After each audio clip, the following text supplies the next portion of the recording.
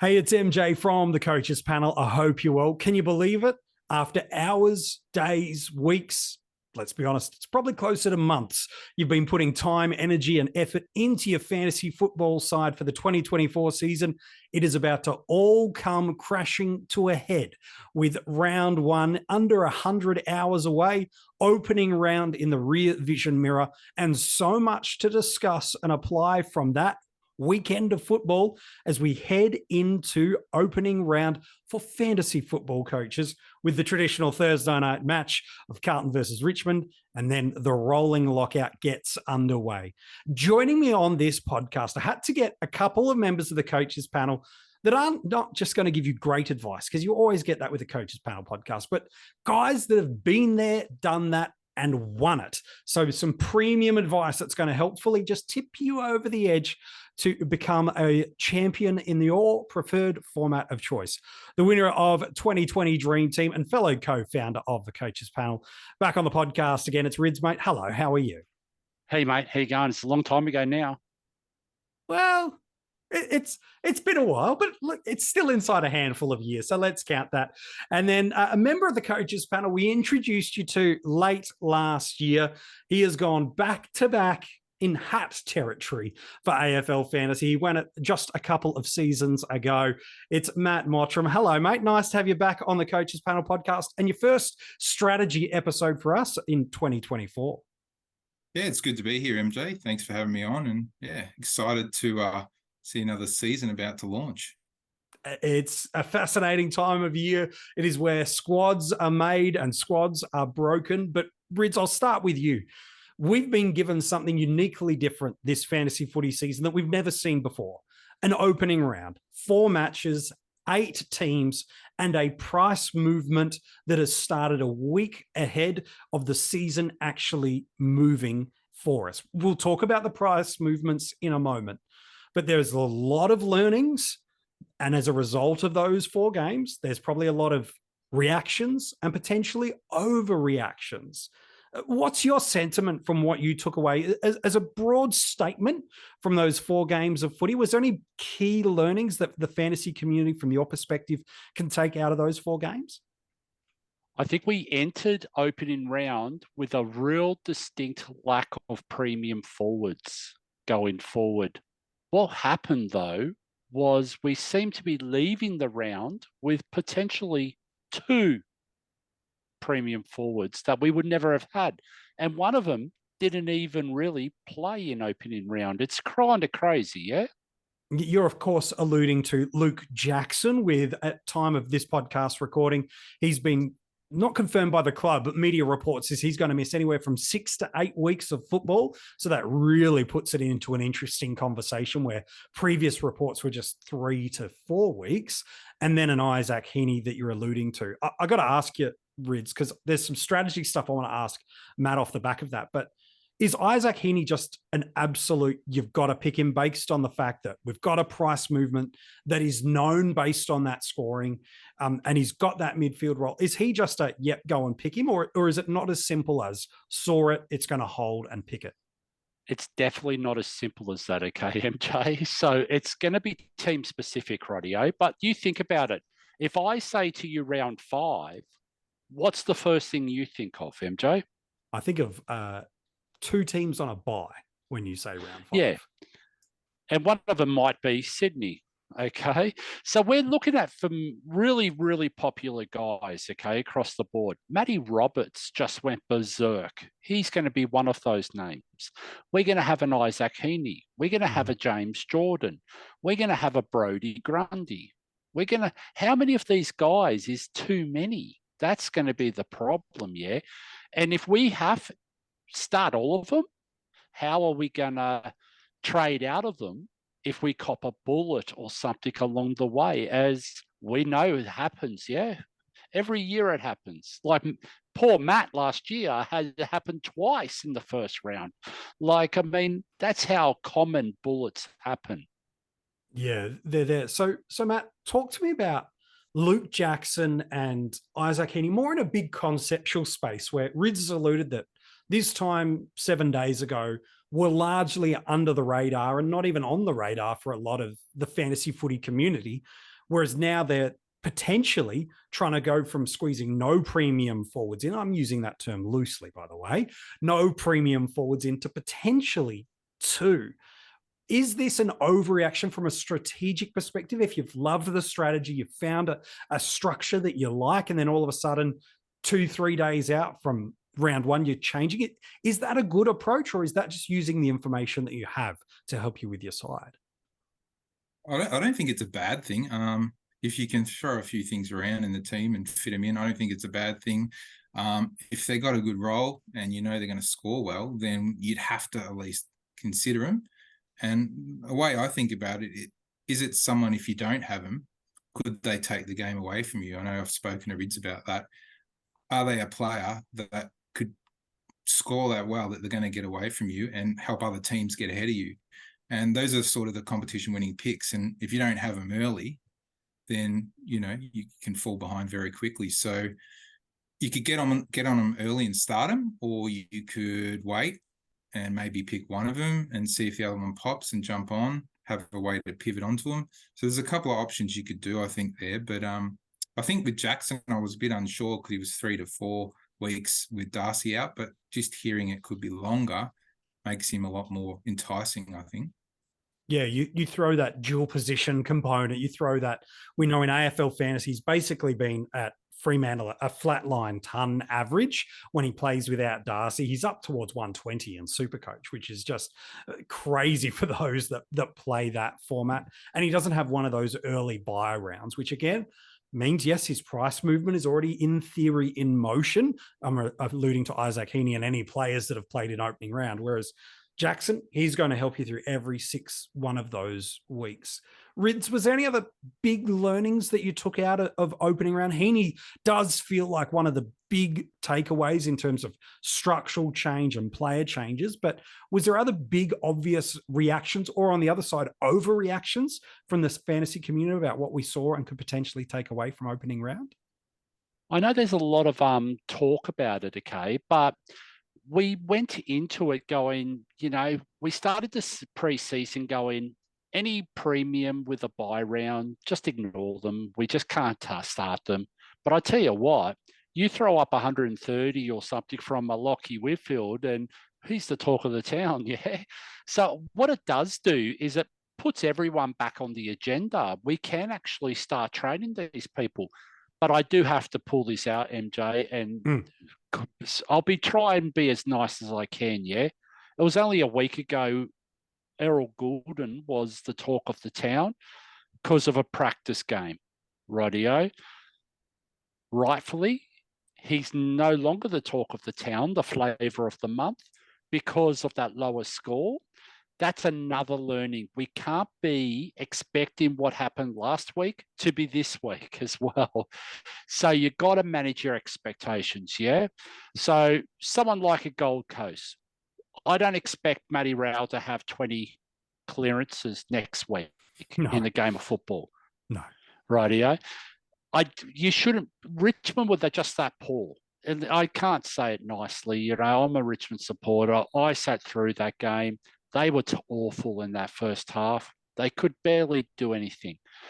But for a guy like Matty Rowell, 20 clearances, mate, that's just ridiculous, okay? So, but if you're going to trade into him or you're going to have him, manage your expectations. He's not going to have that sort of outlier, best pop game of his career week in, week out. That's the sort of learnings I have. The other thing I want is there was a pretty big points difference between Gold Coast and Richmond. So, I mean, that just shows how one-sided it was at times in that game. It was almost as if it was uneven, like there was one team going well, one team not even trying, or severely out of form for that first half. So just manage it. Like a Connor Budrick, for instance, he did pretty good. But I heard people going, oh yeah, da-da-da-da. But the thing is, he's actually done okay. He did his job. What do you need to see out of the guy? He what was that, 88 in the end, I think, for AF? Yeah, I think it's about high 80s in Supercoach. AF 90 and SuperCoach, yeah. Yeah, I mean, we got to make sure we're all saying it's a cheat sheet. Yeah, it's a cheat code. Yeah, well, let's be real about this. It's no good being a cheat code and then coming up and saying, "Oh, yeah, but just ignore that cheat code because that doesn't make sense." Yeah. So the thing is, take it, but take it for what it's worth. Don't go reading too much into it. It's not like Connor Budrick is going to come out and average 90 for the year because otherwise everyone's on him. Yeah. So I think be a bit, cautious with that, but work your team to see whether he's going to be working for you. Because there is a world that he could start in some teams, even though he's got an early buy. He's got a decently low break even. He's pretty useful. What was it? Dimmer referred to him as the Jaden Short of the Gold Coast team. I don't think he's going to be targeted like ever as the distributor. So there is a world that he's going to be useful, but manage it. Don't expect him to be 90s. Expect him to be 70s and see whether it works for your team. Don't just do it blindly because so-and-so said so. Yeah. I'm seeing a bunch of overreactions might be a strong terminology, but gosh, we're in the content creation space. If you're not making some kind of wildish statement, where do you belong? Hey, but seeing a lot of people wrestle with Nick Dacos a lot this preseason, Matt. It feels like it probably makes sense why we put him at number 1 in the 50 most relevant. He's that kind of guy that you can build this compelling case for not starting him and the upgrade cadence and a probable cheaper price point, the early buy, Finn McGuinness tag. Equally, you can look at the vice captaincy loopholes, the scoring increase with him now being a predominant, if not an almost exclusive midfielder. It still feels like, Matt, he's this player that's defining a lot of people's preseasons. Will I, won't I? And while cows and value ultimately determines our structure to an extent, I'm seeing a lot of teams really, Dacos at D1 or not, is changing the entire makeup of what that side looks like. Do you have a reflection on Nick Dacos? Maybe not to talk someone in or out of him, but something to you as you just kind of look at it and have won AFL Fantasy a few seasons back now. What do you do with a player like Dacos that ultimately changes so much of your structure? Yeah, he's a tough one. Look, he's a gun player. We know he's a champion fantasy player too, and there's no denying that. So I think a lot of people who missed out on starting him last year might have that FOMO with Dacos. So if you missed starting him last year, you might be really think, I don't want to be on that same train again and not have him. But last year he was a lot cheaper. And this year his price is a lot higher. So like if it was me, straight out, I wouldn't start him. Simple as that. I just wouldn't start him this year. I think with the buy and the possible tag and the value we have elsewhere, and even, we'd have cash left over after that value we can spend up on other lines. It doesn't have to be Dacos. There's guys who can score similar to Dacos. So if it was me, I wouldn't start him, just simple as that. But I can understand why people want to start him because he's a gun. And we saw it on the weekend, how he can just amass possessions and how great of a player he is. So, yeah, I don't know what else I could add to that, but yeah, I think I wouldn't start him. Yeah, no, it's fair enough too. Rids, there's some players that have clearly caught our attention through opening round, and then there's probably some that have just snuck under the radar just that little bit. We've all seen the Isaac Heaney. We all knew and observed about what could and will happen when it comes to a Luke Jackson, a Lockie Whitfield that Matt's alluded to earlier, really put himself on people's radars, let alone others. But is there one or two players for you that you watched them in opening round and went, geez, they're sneaky as good as any of these other value selections or upside selections that people are considering? Was there one or two players that you wouldn't mind sharing with the coaches panel community that could potentially help them out as they venture into round one? So there was one game, and it's a bit hard, okay, because GWS had this great game and everything else, but there's 3 names that I noticed from that GWS Collingwood name that I thought were going to get a lot of talking points coming out of it. and that was Josh Kelly, who looked as good as I have seen him. My boy. He's Jaden Popowski a couple of weeks ago said the greatest indicator was handball receives. Well, Josh Kelly had 22 kicks in this game of football and only 4 or 5 marks. So there's a lot of handball receives involved in that. He looks great. And he's only priced at 97, I think, MJ, from memory. So, I mean, that's got to represent value if he stays on the park, yeah? So the second one was Lockie Ash. I know the other Lockie in the back line, Lockie Whitfield, has been talked up to days, but I'll tell you what, Lockie Ash looked amazing, I thought, in that game, but no one seems to be referring to him at all. And I know he's just at that age now where he's actually ready to break out as well. Like, he's probably just a little bit past the age, but this kid is ready to break out. He's ready to go.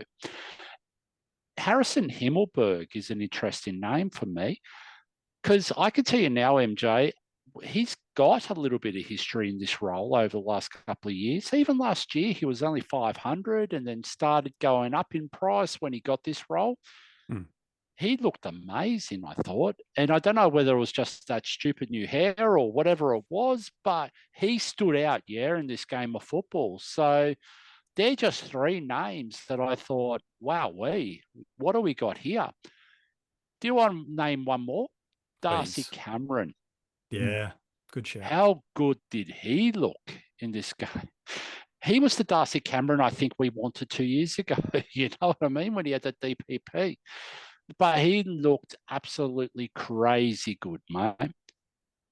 I'm surprised at the lack, and Matt, you nodded ahead, your head there along with this Darcy Cameron reflection. It feels like if people are chasing the value of a Tristan Cherry or a Brodie Grundy, and both present undeniable value based on what we think they're going to do in contrast to their price point. But Darcy Cameron looked as good as any ruckman in that game. And Kieran Briggs is not an easy ruckman to beat, is he? Yeah, not really. I think, what's Cameron priced at? What's his starting price? He's only about 30 to 40,000 different to Brodie Grundy and AFL Fantasy, and he's a little bit cheaper in SuperCoach from the top of head. Yeah, I can tell you what he's priced at. So just give me a second, AF. I'll just quickly punch it into my calculator. He's priced at 83, 84. There you go. I mean, he's not going to get 130 every game, is he? So he looked good, but in what world do we think Darcy Cameron's going to average 120? Yeah. And so on that, we do have these players that we do want to talk about price movements and formulas soon, but we know in SuperCoach and DreamTeam, if you played in opening round, your 3-week cycle commences, which means at the end of round 2, should you be playing from opening round, round 1, round 2, you will start to see your price movement early. So that's there. Whereas AFL Fantasy, there's been a little bit of to and fro over the past sort of 24 hours, but they have confirmed. Yes. MJ, before you do that, I'm sorry, this is hot off the press, okay? So Jaden just shared me the handball receive stats for round 0. Please. So once again, he said this is the most important stat in determining a breakout. Josh Kelly was at the top of this list at 15 handball receives for this game of football. Wow. This is crazy numbers. Obviously, we expect a Nick Dacos and a few others, but for Josh Kelly to be at the top of the list, that's crazy. Jack Viney's the interesting one on this list. He's actually come in at 2nd or 3rd at 14, mate. So that's a very interesting one. Tuke Miller also had 14 handball receives.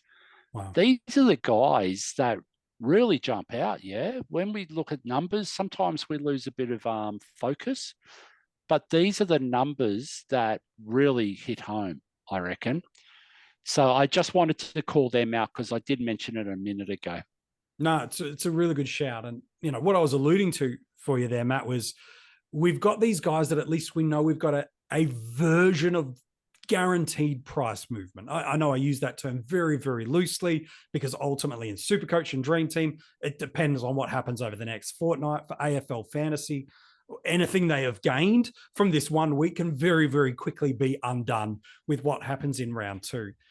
How aggressive should we be going after players, and maybe using Darcy as the illustration rather than the point specifically, but these guys that you go, I only am thinking about a 4-week focus here, and I really don't care, and I'm just going to value up what I saw in opening round and bank in that quote unquote guaranteed price score movement. Like I said, that can be undone with what happens in round 1. Should we be aggressive with these guys, especially knowing they've got a buy and they give us that avenue off? Does that become a viable strategy, or is that layered with some concern for you? Look, I like playing aggressive. That's how I won, and that's probably been good and bad for me. But I don't know if I would go every one of these guys, because everyone who played around 0, they're all going to have an early buy. So if you jump on a lot of these guys and put them in your side just for the cash rise, then you're going to get caught out, I think, because there's going to be a few bullets early. You're going to want to do a few upgrades here and there and jump onto someone and pivot to get on these hot guys. And if you've got all of these guys that are having price rises in your team just for the price rise, you're going to get caught out, I think, with a lot of these buys early. And we still don't know how these early buy rounds are going to play out strategy-wise. Like, what is that fine balance? We're going to look back at the end of the year and we're going to have, an example of how someone did it to win the competition. We don't have that now. So we're all guessing at what that sort of balance is. So if it was me, I'd be very careful to have too many of these guys. But guys who fit in your team, like I really like an Isaac Heaney, and I think he's a guy who could score really well. And he fits in that forward line as a premium, and could easily pivot off him or a Jackson to a Flanders. There's lots of avenues to do those sorts of things. So I don't mind it, but I wouldn't do it everywhere in my team, because I think it just could end up in disaster. Yeah, it's interesting. There's kind of 2 avenues I want to take this conversation, and I think both are valuable. So we want to make sure we come back to it. But Rids, earlier you mentioned around this abundance of Sydney players at round 5. You mentioned Roberts, you mentioned Heaney, you mentioned Grundy, you mentioned, alluded to a few others. And then there's the Collingwood inclusion in this round 5 buy. So you've got this, probably the 1 week that's later on that we're maybe not too much worried or thinking about, going, I'll deal with those 5 or even as many as 6 kind of players from that week off. I kind of want to bring the conversation back to a Dacos, more not about Dacos, but more around him. Gulden was disappointing in opening round in terms of score, and so was Clayton Oliver. Maybe more understandable given what he's been through this offseason and a lack of fitness. We now have names and profiles of players to what we knew would happen for us around round 4, 5, 6, 7, 8, which was gun players that we know we want to maximize owning, that we're going to get, depending on the timing and the format, 100, 150,000 cheaper. So a Gulden and Oliver are very much on the menu for us now. But now that you know these names and players, does that change the way you view premiums that are missing a buy later on, whether it be a Dacos, whether it be a Gawn, so to speak, or whether it be a Tom Green? Does these names of players change the way you view your selections in your starting squads, or does that mean nothing to you? No, I think it's got to, but I think it's a couple of layers to this, okay, this discussion. There's a way that you can actually leverage these guys, because people are going to stay away from them as much as possible. So if you think, like, let's just go back to Gulden for a sec, okay? Sure. I understand that Gulden's going to drop in price, okay? We get that. We know that people are going to go away from him, but people were jumping onto him only a week ago because of the points capacity and the potential out of the guy. Nothing's changed, MJ. He's still got the same ceiling. He's still got the same draw. So if you want to leverage a Gulden, I'm not saying it's a great work, like because of the price being dropped and getting him cheaper later. I'm just using him as an example, for instance. Everyone's jumping off on him, okay? If you think, you know what, I want to actually have that unique guy with that ceiling as a captain option, as a VC option through those best 18 weeks, why not? Why not actually explore that? Just because there's a buy happening coming up in the first 5 or 6 rounds doesn't mean that you should be shying away instantly. You should be exploring every opportunity. So his low ownership might mean that if you've got the appetite for it and you jump on, and if he pops, that's going to get you a leg up like no other. It doesn't matter what happens between now and then, because you're not really planning on trading out of them at any stage, because that's the idea of it. So that's where it comes into it, MJ, to have a real good fun with that. Yeah. Does it change your way, though, using a green at a day cost, then going, I actually know the players that are in my upgrade plans? Because sometimes when it's just this vague mist of, I'll get a cheaper premium in 6 weeks, it's kind of hard to feel like you know what to do. It's a concept and a construct. And you're 100% correct. No, it just doesn't. But the thing is, be aware of it. Because guess what? Everyone's going to be traded into him after round 5. So that might go, you know what? That gives me 2 trades to utilize that everyone else is going to be using to get the guy that I already own. And I mean, that does work at times. That's what Guns and Rooks was all about. That's why there's that messaging from years ago of trust your premiums, back them in. You selected them for a reason. They'll come good. You know what I mean? That's the same sort of concept, yeah. It means pretty much if people are going to trade into them, you've already owned them. You can do other things. And with AF, where it's trade, use them, lose them trades each week, you can actually utilize them, because what happens is in round 6, who's to say, that someone from Collingwood has a -40 break even, ready to jump on, everything else. And that might mean you miss Gulden for that instance. Or that might mean you get another bullet and you have to go fix that one first, and it doesn't get you a Gulden at that point in time. So there's ways around this. It's not just one way skins the cat. Although with AEF, what we do is we got to follow the leader group think mentality often across all of the board with the serious coaches, mind you. Because really, we're talking about the serious, 5, 10,000 teams that take it way too serious, that have probably spent 2 months worth of preseason research already, that are disappointed what's happened in the last 24 hours with pricing. All the casuals, they don't care, mate. They have no interest in all of that. No. But guess what? It doesn't mean Gulden's not going to come out and average 115 over the next 4 weeks until he's by. And if he does, wowee, who cares about the price in that instance? Because you're only going to really, save 70,000? And those 2 extra trades that people are using to get on him after his buy, you can make up that 70, 80,000 with those 2 trades. I think that's the beauty of all of these formats, isn't it, Matt? Is while a starting squad is important and you do want to set yourself up for success, ultimately it's what you do from this time next week. As long as you've got a reasonable base, you can really make some amazing, impressive moves. And so as important as your starting selections are, they generally aren't season defining.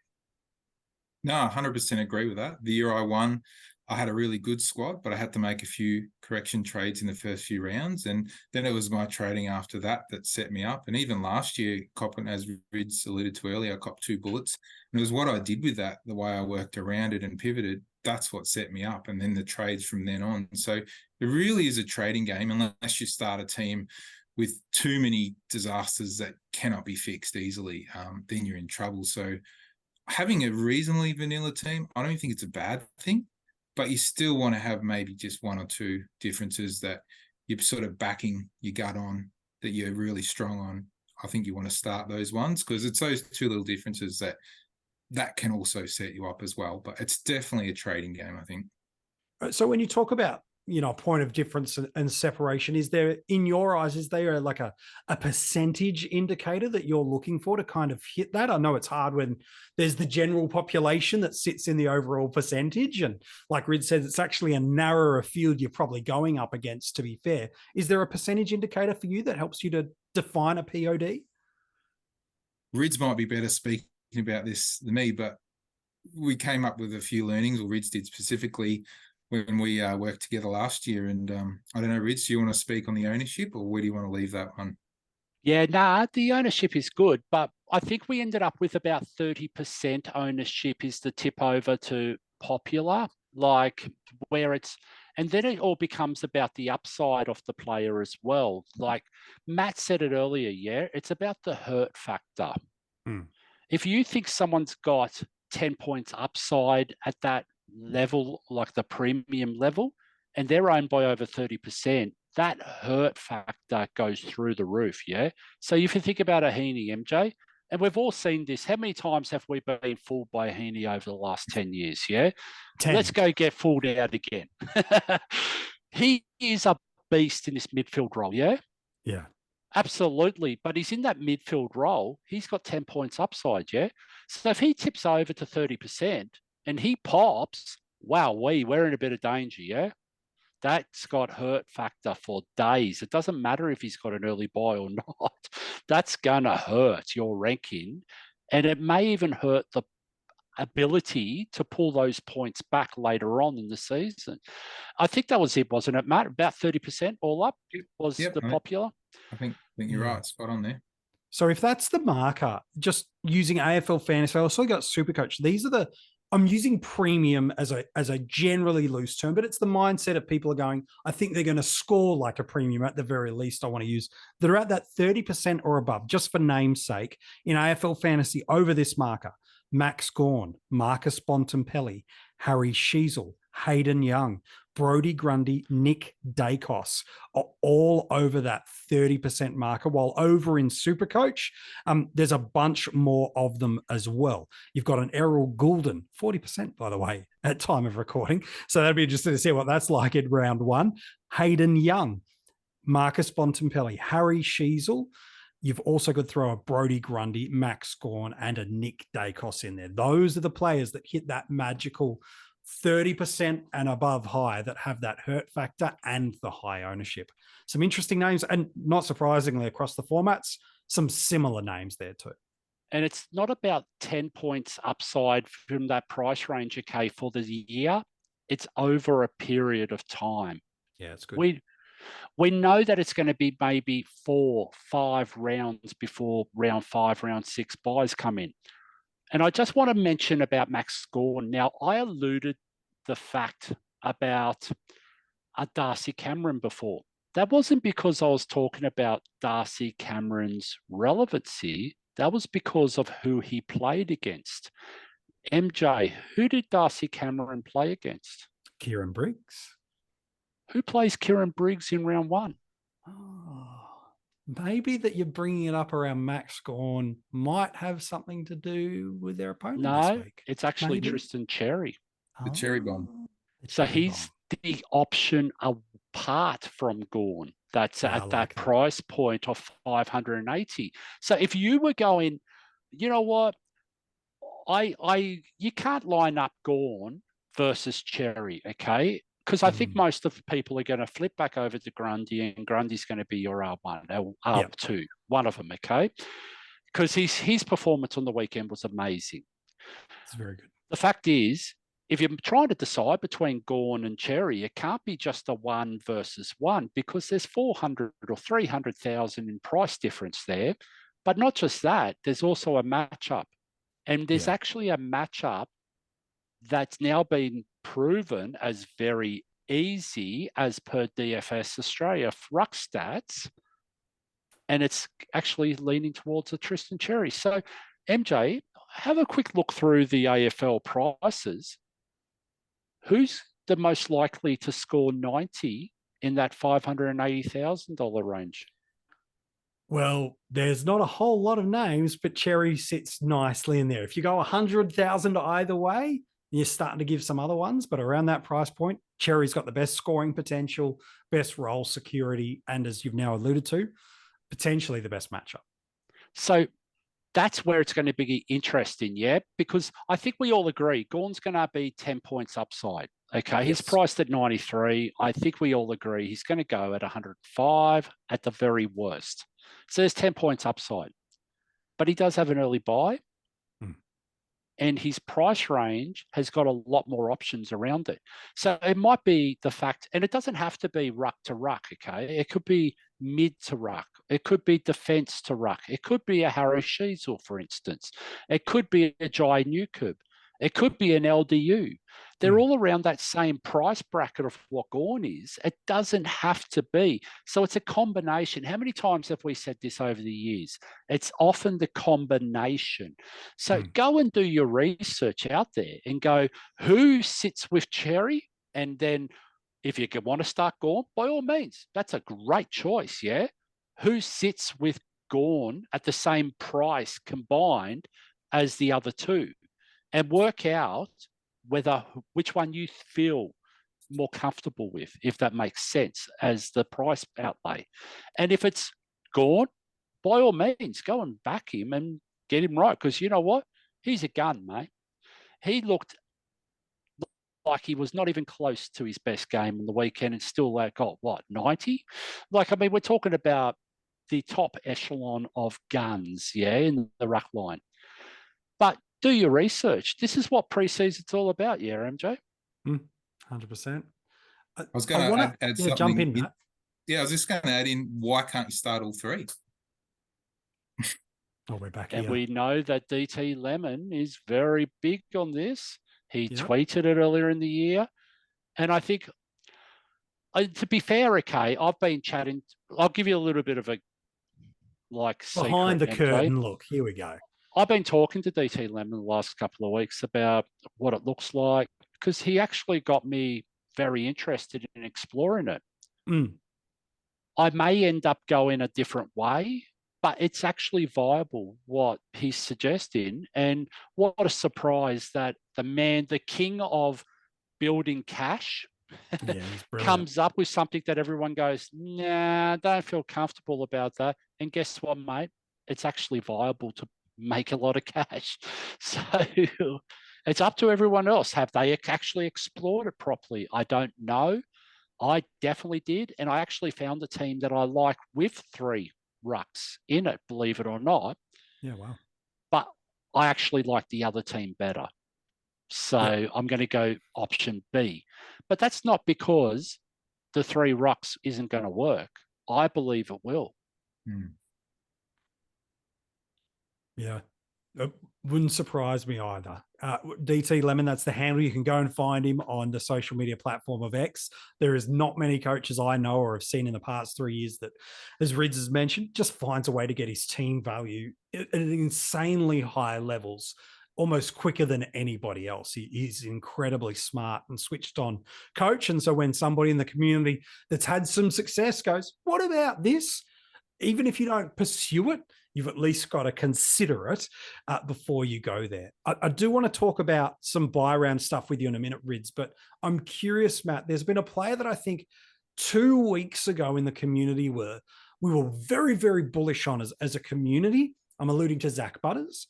And then with a rolled ankle in the community series, and off the back of that, confirmation was, he actually did a very similar innocuous roll of his ankle at training a fortnight or so before. A lot of the active coaches in the community just went, nah, want no part of an injured guy in the preseason. I'm out. The club have come out and Zach himself on a Monday afternoon and said, I'm playing against West Coast. If you are on the Zach Butters train before the roll of the ankle, is this enough to get you back on the train, or is it not as simple as that? Is there more complexities, or is Zach Butters just somebody you don't need anymore? It brings something to mind from last year. I think Tim English had a bit of a hammy in the preseason, and I remember a lot of people that scared a few people off, and he was the best starting ruck pick of the year. So, these things could come back to haunt us, or they may not. It's just one of those things we don't know the answer to. For me, knowing that he rolled his ankle a couple of times, it just adds enough risk that I'd rather not pick him. But picking him could be the move that actually helps you start the season well, because he could come out fine like English did and score some big games. We know he's got a big ceiling. We know he's got an appetite for the contest, an appetite for the ball. He's a great player to watch. So it'd be fun owning him, especially if he was a low-owned player and he came out killing it to start the season. But I don't know if I could do it after that, but he's not a bad pick. Yeah, that's a fair shout. One of the reasons people were looking at Zach was the nice early fixture of matchups and helps you through these early bye rounds where you've got over a 6-week block, 4 of the rounds, 2 teams are missing. And Rids, you mentioned it right at the top of this episode. There's a bunch of premium guys that did score well for us that are genuine premiums and are missing some early weeks of football due to a bye round. You could throw a bunch of names in here. I'm not going to put Heaney there because I think you could argue while scoring like a premium, there's a lot of value that's sitting there in contrast. I'm more alluding to Dacos. I know we've talked about him a bit, but maybe a Tom Green and a Lockie Whitfield amongst others that are genuine premiums that scored like premiums. You could probably put Sam Flanders in that consideration if you'd really like to. There's a bunch there. But what do we do from an ownership perspective? These are players that are now, from now till round 24, should they play every week, will miss 2 weeks. Everybody that didn't play an opening round will only miss 1, but they are a week behind in their price movement cadence. How do we leverage this from your perspective? For better or for worse, either way, what does this mean? Because there's a high ownership percentage of some of those guys that will miss games early in the first 6 weeks of the year. How could we, exploit's the wrong term, but I'm going to use it. How do we maximize that for us in the community to get ahead of the pack? Whether we pick players in that or not, what should we be doing with this ownership leveraging? It's a really hard one to gauge because this could go either way, MJ. This is what we've been talking about for the last 10 years of Coaches Panel, yeah? With the high ownership comes massive risk when that guy has a huge ceiling. Because if they start popping that ceiling, it's very hard to watch. We saw it with Nick Dacos last year, okay?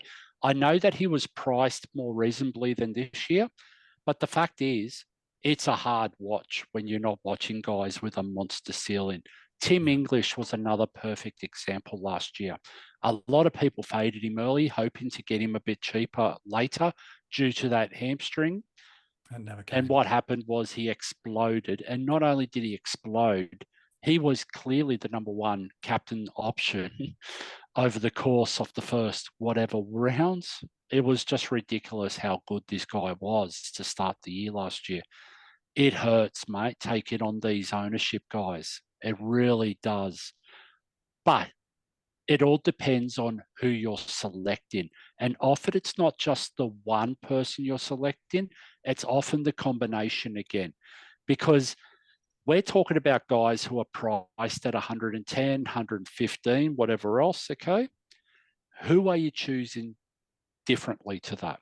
Now, you might choose to go up, MJ. Let's just say Tom Green. You might go, you know what? I'm not comfortable with anyone below him. But you know what? I like Marcus Bontempelli. So maybe it's that, but it's also the combination then. Who were you going to select with Tom Green? It might have been a Jordan Clark, for instance. Okay. So who are you going to select with a Bontempelli then? It might be a Budrick. Okay. If that might give you more comfort, than the other two. Who knows, Radio? It's going to be the eye of the beholder, the beauty that we're going to see out of these guys.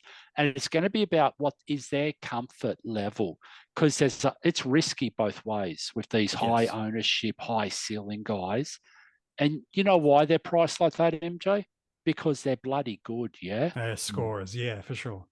Yeah, don't ever forget, Clary Oliver was threatening to take the year away from us over the first, 6, 7 rounds of football last year? Yeah, first 10 weeks of the year, it didn't matter how good your team value was going. You were watching Oliver tear at a park going, I don't care how much I'm going to make. I don't know if I'll ever get my hands on him. And then you look at the flip side, though. The people that started led, it's the flip side. So there's your two flip sides. It's that 50-50 call that goes one way or the other. And often it's only going to be 100 points, 200 points. It's not going to be earth-shattering, but it feels like it. I don't know about you, MJ. I don't know about how many times I messaged you last year, starting Hayden Young over a Nick Dacos at the same price point. It was every quarter for the first 5 weeks. This guy, can someone just go and tag him, for God's sake, yeah? Like Finn McGuinness the first time, I was 100% convinced he's going to Nick Dacos the first time last year. Nope. Like, it's like sometimes the stars just align. Yeah. You just get the rub off the green. You just got to take it, yeah, when that happens. Yeah, no, it's a good shout. Last 2 things before we wrap up this episode. We will have a Q&A episode with Mini Monk that'll be dropping inside the next sort of 30 hours or so, which will be our final preseason podcast. So you'll be able to get your hands on that. Make sure you go to our social media platforms with the details for those places or in the description of this episode. You can get your question in and Monk will answer them. But we do need to talk about price movements and price cycles. And if you've been on the social media platform of X, you've certainly seen a lot over the past 30 hours. We don't need to dive too much into the rabbit holes of nuances of who's and how's and where's, but it is an important factor for us to know who and how these price cycles move. Why? AFL Fantasy is different to SuperCoach and DreamTeam. 3-week price cycle is when they actually change their movement. And so it always gives you that element of visibility of what a player's potential movement acceleration and how big it could be, because you know that it's the third score that is the tipping point that starts that price movement. While for AFL Fantasy, while it's a longer price cycle, the price movement moves after every match. And so with opening round, there was some uncertainty in the community the past 24 hours. Basically, it's come full circle to a degree. And it's now like what we said and heard from the content creators and the gang at AFL Fantasy is it's 2 price movements that are just happening. And there's one that's kind of banked and then it impacts the second. And the second obviously has a greater level of weighting as it kind of works its way through. Rids, what's been your take on this? Maybe not so much in terms of commentary around it, but more around the importance of understanding and why it's mattered to understand how a price formula and break evens are going to move, given the impact it could have for who and how we select opening round players. Well, it's a real interesting one because there's a real dynamic to this, okay? So first things first, I want to give a shout out to Jaden once again for the millionth time this year. I'll tell you what, this kid is just a rock star, mate. Like he's across everything. He's so intelligent. It just makes me embarrassed about how unintelligent I am. But like seriously, and what he's done is, I just love how he does it. Like the way he does it, he's only just a serious coach, just wanting to know what's happening. You know what I mean? Like, and the way that he does it though, through Twitter and everything else, where he doesn't finger point, he doesn't blame anyone, he just calls it out. Yeah, he's trying to understand for the benefit of others and himself. Yeah. Yeah, but what he's doing is he's raising everyone's awareness. And like some of the community really need to give themselves an uppercut, okay? Because really this guy is doing us a service for free that people should be charging for, really. Like, and to give him a bit of grief over doing his, like, it's not really his job, but it's his moral obligation to try and better the education for everyone and try and make things less ambiguous. So it just makes life easier. But long story short, anyone that's played opening round is going to have a hidden price applied to them after opening round, okay? So whether it goes up, whether it goes down.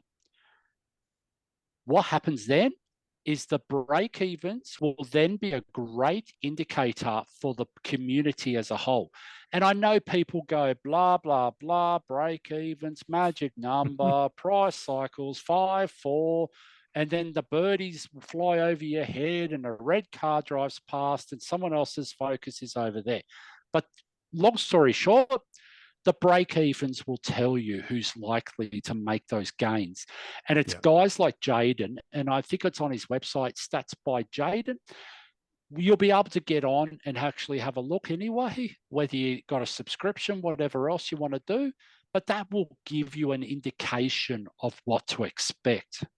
Radio. So someone like Matty Roberts, Radio, he's going to be priced in the 290s or something as his hidden price. He's going to have whatever the break even is, but it's a high negative break even. We're expecting him to go up another 40, 45,000 with a reasonably decent score. That's what you're sort of expecting, but it's not going on his starting price of 240. It's going on the hidden price of 290 from the opening round. I hope I've explained that okay. Yeah, no, that makes a ton of sense to me. So before we wrap up, Matt, you've been there, done that. In fact, you both have. What's a last minute piece of advice you'd give someone? As you get to that finishing line with 48 hours or so before that rolling commencement of being locked out of the game looks like, from a person that's been there, done that, won that, what's one bit of advice that you would give someone that's listening or watching this episode to be able to go, right, that's going to help me as I head towards lockout? Oh, look, something that haunted me a bit is don't overthink it and second guess yourself. Like, I know that's pretty general advice, but it can really stuff you up and it can really leave you with regrets. So if you've done your research on players and you've got a good team there, a couple of adjustments, whatever you need to do, that's fine. But don't make big changes. Don't pull someone out you've been convinced on just because someone says something. I think stick to your guns, back yourself in, and that's how you do well in this game.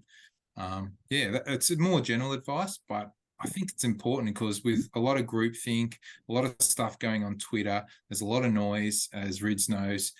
It can influence your decisions. And I think it's really important to just block that noise out as you're coming into round one and just focus on what you're doing and not what everyone else is doing.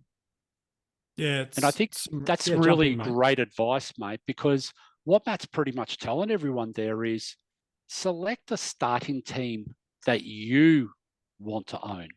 And you know where you want to take this starting team, Someone else doesn't have that sort of understanding, and that's why they're going to tell you that so-and-so is not a good pick. But guess what? Back in your research, yeah?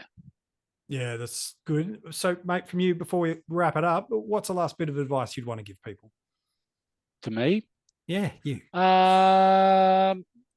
Listen to everything you can. There's I can't tell you about the live stream that's happening tonight with fams and everyone, but it's well worth it anyway, because I don't think we're going to release this pod by then. But if you haven't heard it already, Vams and DT Lemon as well as Bindi will be on a Fanatics live stream this evening. You should be able to cop a pod tomorrow or the next day. There'll be some great advice out of this, okay? Because we're talking 3 high-level coaches. But again, back in your research, really trust yourself. If you think it's Gawn and Grundy, or if you think that you want to go starter English, be comfortable with how your team looks. And if you're comfortable with it, back in your research, yeah? Yeah, I love that. I love the fact that you're saying if you hate the look of your team at the end and the start of round one, like, how are you going to find enjoyment from this thing that ultimately, well, we all want to succeed, is ultimately leading to a level of joy that's meant to come into our life? And if you're looking at your team in round one going, geez, I hate this mess. Okay. Clearly, you've probably not just been reactionary a little bit, but probably have your team locked into what others have told you to do. And I want to just highlight as well, MJ, do what Matt did last year, yeah? If you cop some bad luck at any point in time, don't go woe me and sook for the rest of the year. Guess what? That just presents you with an opportunity to go and trade your way out of it and pivot. Don't be scared to pivot. Don't be scared to change. Don't be scared to say, hey, I got it wrong in my starting squad. This makes me feel like awful about this. Well, pivot. Just do it, yeah? Just change. It's okay. It's a trading game, and it's only a game. Yeah, some good. So Matt, give us that quick thing. When someone's going to have something not go their way, they're going to be this time next week going, this didn't happen. Like we saw it this weekend, and we Kitty Coleman and Doherty both going down with ACL. So we know luck's a huge variable factor for us. For those that are going to need this information on a Sunday night, when something doesn't go your way, talk me through the getting out of the emotion and into the practical mind, which you're so good at doing. Give coaches a little bit of wisdom to walk them through that before we wrap up this episode. Well, I think it's a lot harder to do that at the pointy end of the year, because when that happens at the pointy end of the year, it really does hurt your chances if you're in contention. But if we're talking early on, which is what I think we're talking about, I don't think it hurts you as much. Yeah, it might put you behind 80, 50, whatever the point difference is, but it also gives you an opportunity. So I just see it as an opportunity. It's like, well, I actually can trade into someone now that someone else can't, because they're stuck with their premium. They're not going to want to waste the trade that way. Whereas I can jump on someone who's that guy who looks really good, who I think I can jump on early and get a step ahead of the rest of the competition. So there's lots of opportunities when that happens. So I don't think it's season over, as some people say. It can make it harder to come back. But if you make the right moves, it can catapult you. So I don't think it's season over. I think just look at it as opportunity and just get on the right guys from that pivot, and you'll be fine. There's some good advice. You think about that? Yeah, you think about that advice, MJ. You think about that, okay? So Matt had Josh Kelly go down. Matt had Cherry go down. What did he do? He went and made an unconventional restructure of his team that people frown on. Yeah, we frown on that. But you know what he did?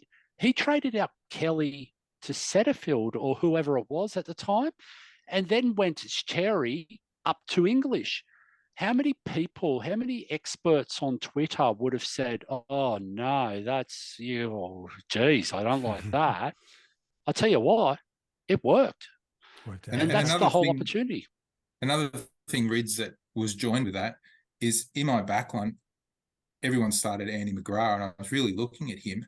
And because that injury to Cherry happened early, and I knew I needed more cash to get to English, I faded McGrath and a few other expensive ones and put Day in there because I liked him anyway. And that was the convincing thing to get me over the line with Day. So it was a little bit of luck that way, that those injuries helped me to make that decision, and it gave me more cash to get English. So it can really work for you. It's not the end of the season. Round one is just the beginning. Yeah, that's some brilliant advice. I've been so happy that I've been able to spend this episode chatting with you both, because you don't just give good advice or have good strategy concepts in different formats. You have achieved it. You have won it. You have been where so many people have wanted to be. So I hope people have been able to draw out some of that great wisdom you've shared with us. Matt, it's been a privilege having you back on once again, man. We know we're going to see you across the season throughout the AFL fantasy community, jumping on some of the podcasts with us, mate. We love having you part of the panel, and good to have you back on this episode, mate. Yeah, thanks for having me. It's always good fun talking AFL fantasy footy. I don't have my own team in this year, but I'm going to be very interested to see how my friend Rids goes, and I'll be following closely the whole season. Oh, I've heard some assistant coach rumors. Let's not be worried about that. They're not just for Rids, but a lot of people are coming to steal your brain going, can I bounce this idea for you, Matt? Can I bounce this? And understandably so. So you might be assistant coach to about 50 different people by the end of this season. And Rids, mate, as always, a pleasure chatting fantasy footy with you, mate. Well, mate, I've heard what he's charging at the moment to be assistant coach. I've had to go and apply for 2 second mortgages on the house. I've had to go get a second job. It's just ridiculous how much this man's charging right now. But yeah, it's always a pleasure talking to everyone. It's worth every penny, that is for sure. Hey, if you've been enjoying the content you've got from us this pre-season, the good news is still at least one more episode to go, that Q&A. All the details for that you can find across our social medias, and follow through us there in the description of this episode. On social media, we've also posted our official open leagues, so you can get involved in those and take yourself on against the followers and fellow coaches, panelists, and see if you can rank number one in our official leagues. Our rookie guide is out, and our opening round review episode is out. They are for Patreons and also for our Spotify subscribers. If you want to get those run through season long. The round reviews, the rookie guide is there to help you. All the details to join our Patreon you can find in the description of this episode. And that is it. Your preseason is almost done. Thursday night is just moments away. The lockout starts to roll through, and then Sunday night, it opens up for us and we get into the trade cadence. Thanks for being a part of the journey with us this preseason. We hope you've taken away a lot. We hope you've learnt a lot, and hopefully it's sharpened you up as a fantasy footy coach. And we can't wait for footy to be back and fantasy footy to be back sitting alongside it. It all gets underway this week. We wish you all the best.